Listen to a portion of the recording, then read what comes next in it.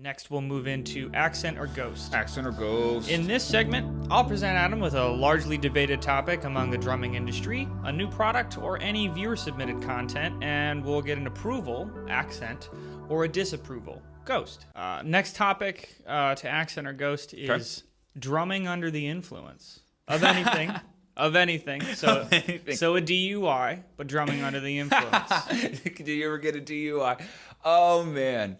So I have definitely, we got to go way, way back, but I have definitely played drums drunk before. If you want any context on my relationship with alcohol and the music industry and all that, click the link in the description for All In with Adam. Much more context there.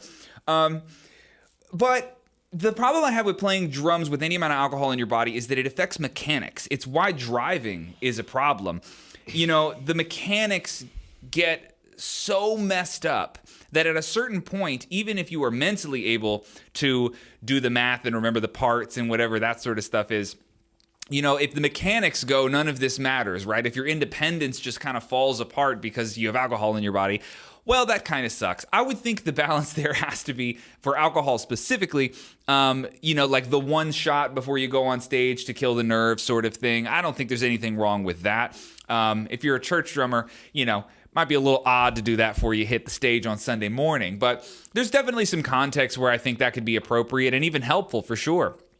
The other one I guess that would come up would be pot, right? Would be smoking pot. Anything else, I mean, you're just getting into weird territory where, like, how sustainable is it to pop an E-pill before you get into, you know, I don't know how long you can, like, do coke and do, you know. So it's drug specific, I suppose. But with pot, realistically, I know a lot of my fan base, a lot of drummers, you know, there's a whole lot of drummers that smoke weed. And I'm not trying to give you any opinion or bias one way or the other, but I will say that the creativity boost that can come from that is something special for sure. But like with all substances, time, place, setting, all of these things kind of matter. So I would say if you've gone down one wormhole where you're the kind of person that is, let's just say, getting high and playing drums every day, it's all you ever do, you know, experiment with what sobriety can offer you in that context. And at the same time, if you've ever wondered if, like, I wonder what it's like to smoke a little pot and play drums, like, that's pretty cool too. There's pros and cons to both sides of that argument. So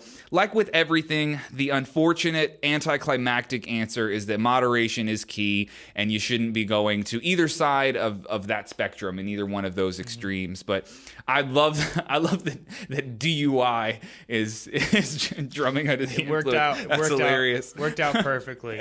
We should reiterate too, anything done under legal pretenses. We're obviously not endorsing that anybody under the age of 21 start to drink and play drums. We want this to be as legal and safe as possible. I think we have to say that. Yeah, we have to. Yeah. Don't do anything illegal. Come on. It's a drum podcast. Yeah. And then if you were to think about drumming in terms of athleticism and performance, there's obviously a strong argument against that. With anything affecting your body from an outside, you know, influence, there shouldn't be any if you're trying to reach a performance level of drums. Yeah, and that's a good point. And that's sort of that artistry versus the athleticism that comes with playing drums. Yeah, there's definitely a balance there as well.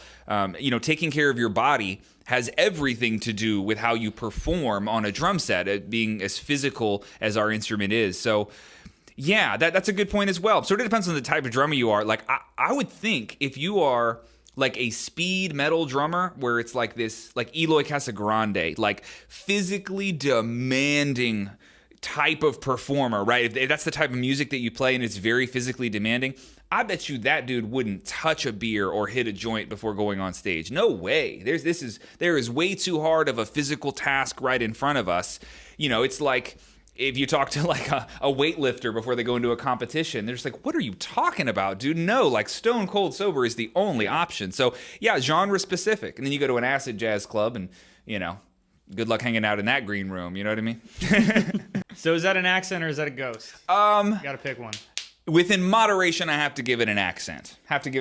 Also, let's not ignore the amount of drugs and how they've influenced all of our musical history, especially in American culture. Talk to James Brown about this. Come on, you know? So I think we got to give it the accent just for its cultural relevance within musical history. But as far as like abuse of your body or just escapism and all of those sort of elements, I'll ghost it in that sense. But for the most part, I think you got to give it the accent, unless you want to ignore half of musical history in our culture, you know?